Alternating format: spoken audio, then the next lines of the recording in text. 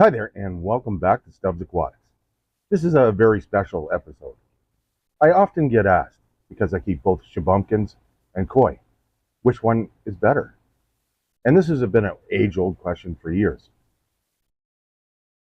People ask, which one should I get? They're both beautiful. Which one's healthier? Which one's hardier? And which one's more expensive? Well, let's start the battle now, and let's dive in. Let's go. Shubunkin versus Koi. Which is better? Fish keepers have argued this, well, since people started keeping these beautiful fish. Here at Stubbs, as you know, we keep both. So let's talk about the Shubunkin goldfish first. Shubunkin goldfish belong to the Cariceus, which includes the Parisian carp, which is nearly identical to the common goldfish. See the size of this? The origins of the goldfish. They were domesticated in China more than 1,000 years ago, before coming to Japan in around the 16th century.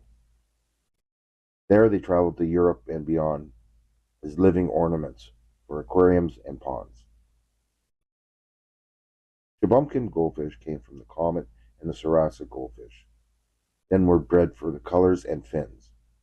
I personally, here at Stubbs, try to grow them for the fins and to get some more blue colors. I think I've been successful in that so far. Lifespan. The lifespan of Shubunkin is about 10 to 15 years. They are a very hardy fish that can survive even in cold climates like ours.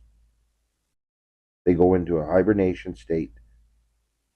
Shubunkin goldfish tend to be more hardy and more resilient than koi. Size. When kept in smaller indoor aquariums, goldfish tend to only grow to a couple inches in length. They may grow larger in bigger tanks, but usually don't grow bigger than 6 inches. In outdoor ponds, Shubunkin goldfish can reach up to 14 inches. Their diet. They are omnivores and eat a wide range of food. Shubunkin goldfish thrive on quality goldfish food and even koi food, but small enough. We keep ours with a mix of pellets, flakes, both goldfish and tropical fish flakes. With Shubunkin goldfish, their patterns are virtually limitless. They're bred for their distinctive colors. As you know, I tried to breed them for their long tails and their blues. We've been breeding ours for over 10 years. I think we're getting some really nice patterns now. Wait to see what comes in at the end of this summer. Shubunkin goldfish sometimes don't get enough credit for their patterns. Shubunkins themselves are an interactive species, but don't show as much inquisitiveness as koi. At least that's my opinion. Although Shubunkin goldfish tend to be less expensive than koi, you're still going to have to be willing to pay a good dollar for high quality ones. For a small Shubunkin goldfish, you're looking at about a similar price to that of a domestic koi. So be prepared to spend approximately $10 to $12 for a small Shubunkin goldfish. To buy a larger Shubunkin, you're looking at about $25, and if you're looking to get quality, be prepared to spend over $100. Setup requirements for these beautiful Shubunkin goldfish. They can be kept in large aquariums for their entire lives, but for optimum colors and growth, I suggest they be kept in ponds. They do require some filtration if you want them to thrive. Now let's talk about koi. Koi themselves came from amur carp, which are a brightly colored member of the Cypridae family, and a variety of the common carp.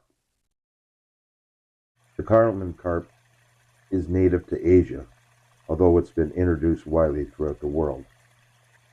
Domestication of carp is believed to have begun in China as far back as the 4th century. Origins of koi. Koi fish are colorful, ornamental versions of the common carp. Koi and their size. Most domestic koi usually reach about 15 to 18 inches long, where Japanese koi grow to 22 to 26 inches long on average, with jumbos being 34 to 36 inches. Although with breeding throughout the world with high quality stock, domestic koi are now getting much bigger.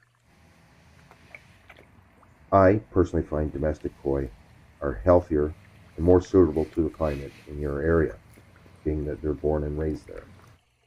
Lifespan. These are going to be your companion for most of your lives, being the average goes from 20 to 35, with some going over 100 years of age. Food. These are true omnivores that require a wide range of quality food, with lots of protein, plant material, vitamins, and even clay. Koi come in countless varieties. They're bred for their patterns, colors.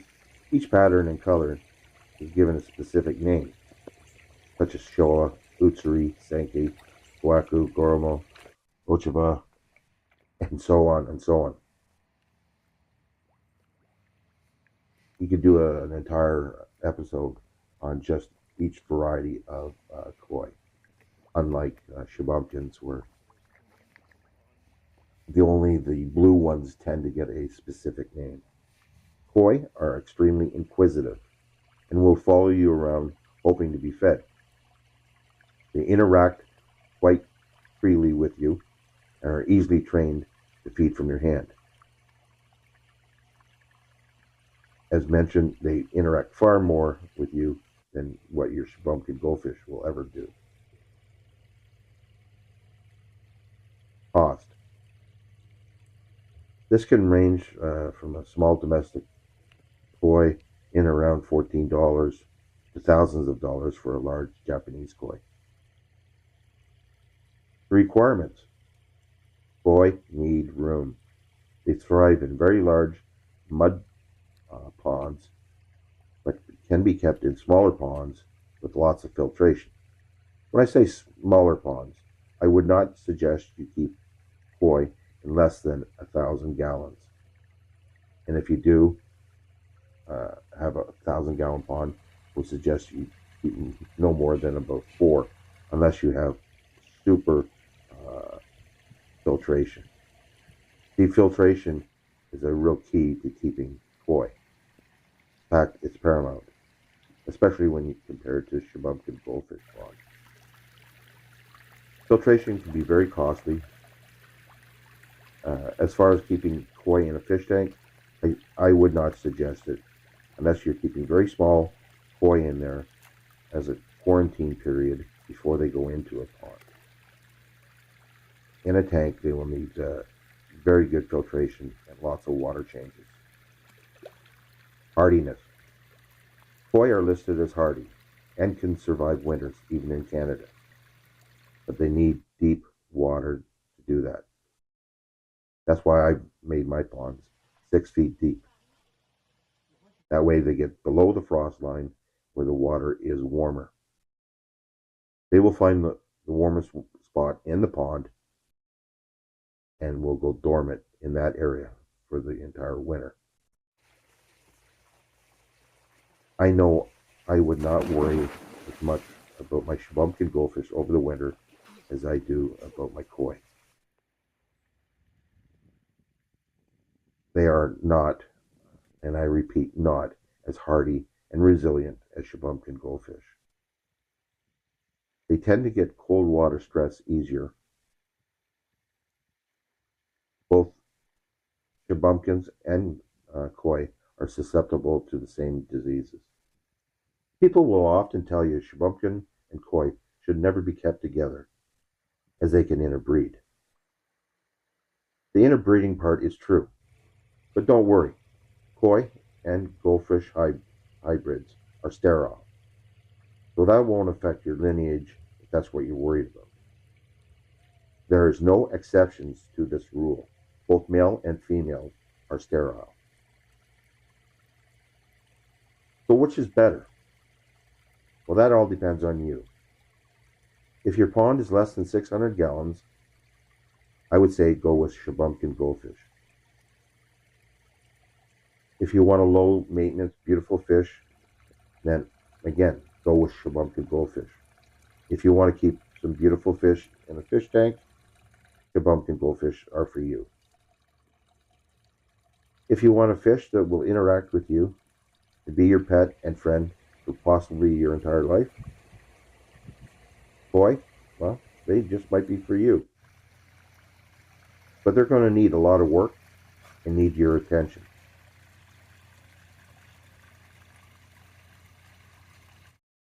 So, which one's better? Well, that really depends on you. You're asking my honest opinion. Biggest bang for your buck are probably going to be Shubunkins. That is if you don't have much knowledge and background when keeping fish, or you don't want to put the money into it for the hobby.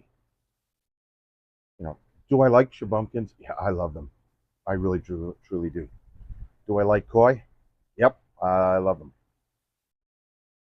If something was to happen to my koi, would I get more koi again? No, I probably wouldn't. I'd probably stick with Shubunkins just because they're that much hardier. See, with the long-lived species, you do get attached to them. And when something happens to them, well, it hurts. So, you know, you really have to weigh things out. Again, both species are beautiful. A lot of people will, argue this one's better, this one's better. Beauty is definitely in the eye of the beholder. Just ask my wife. Anyways, thanks for watching, guys. I hope you enjoyed it. Please remember to hit that thumbs up button. Think about subscribing and hit that notification bell so we can see you on the next video. Take care, and we can argue this point later again on which one's better. Bye for now.